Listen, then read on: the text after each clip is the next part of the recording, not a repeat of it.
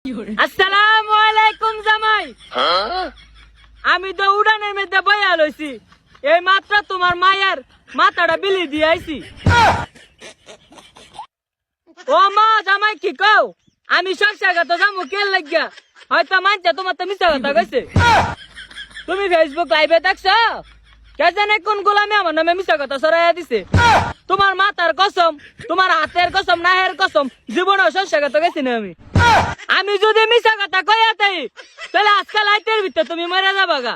এত বড় কসমটা কাটলাম মিলে আমি অন্য বেড়াই তোর ডক না, যা জামাই লেখা সরষাঘাত জামুগা ছবি তুলতাম।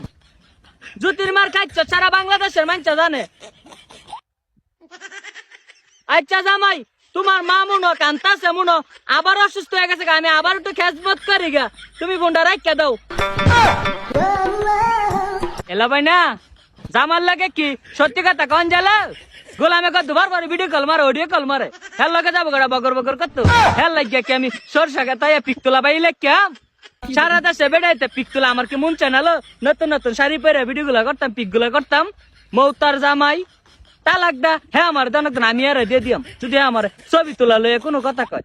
মাঝে মাঝে দিয়ে একটা মিশা কথা কই, তোরা গেলাম লাখ করিস না জামাইরা ম্যানেজ করুন না কেন লবই না পাবার সাথে গোলাম উদয় দিবি কল দেবই না। গোলামেরা সুন্দর করে ছবি টবি তুলনে, ক্যামেরাটা নে।